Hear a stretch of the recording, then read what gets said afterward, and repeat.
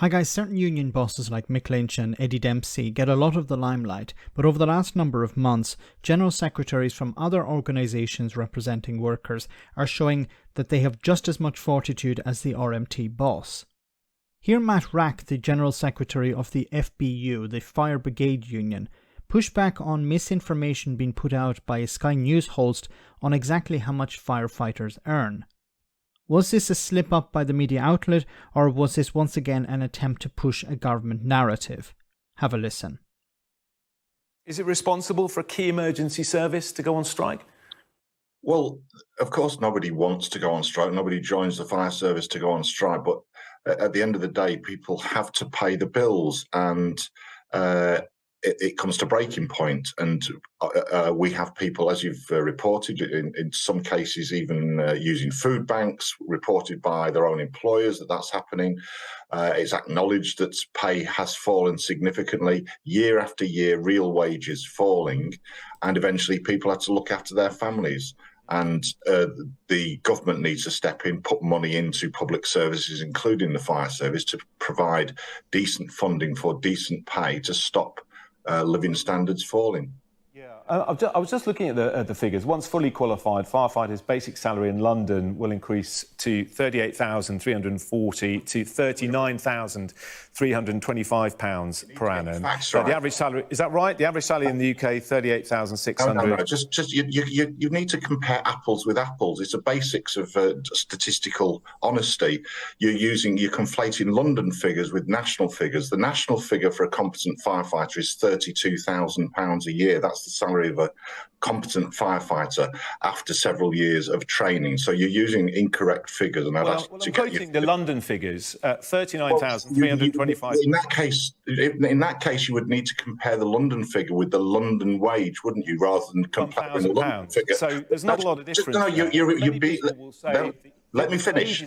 You've asked a question. Asked a question. If you're going to compare a London salary of a firefighter, you need to compare it with the London salary of an average worker, and that's not what you're doing. You're twisting the facts. Get your facts right if you're going to ask questions. OK, you tell me what the figures are then, because the figures on your website say that this is from your website. It says £39,325 is what a qualified firefighers' basic salary in London. That's not taken from our website. The competent firefighter's wage in the UK is £32,244. So I don't know where you've got your figures from. OK, well, let's talk about what the government says, because Okay, you notice how the journalist... Well, OK, let's move on. And he didn't continue to challenge him because he probably realised, yeah, he was wrong. But you notice here that what the media will do... And look...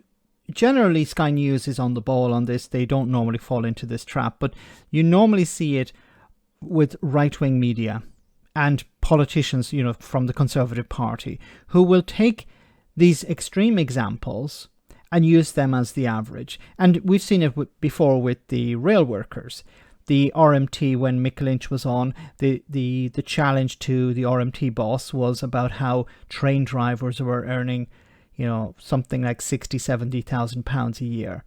And Mick Lynch responded correctly by saying, we're not on strike for those people because we don't represent train drivers.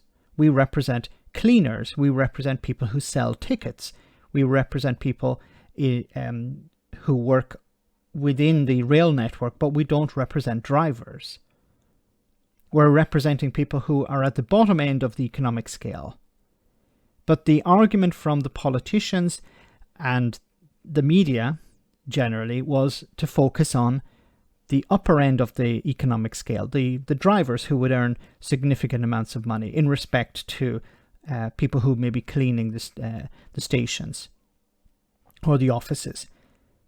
Why do they do that? Well, obviously they want to turn the public against the strikers. They wouldn't point to the people at the lower end and say, look, why are these people going on strike? Because they know that it wouldn't convince many people to turn against them and say, well, obviously these people who are on minimum wage, surely they want more money. They're struggling at this moment. They can't pay their bills. They can't feed their families. They need more. But it isn't just about pay. It's also about conditions.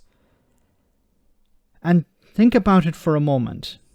if firefighters have to go on strike, the situation is pretty bad. You don't want firefighters going on strike. You don't want rail workers going on strike. You don't want nurses going on strike. These are fundamental workers for a society.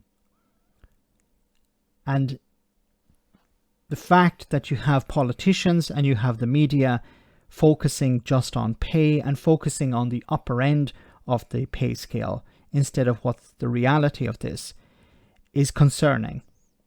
Let me know in the comment section, guys, what you think. As always, your comments are greatly appreciated. Thanks a lot.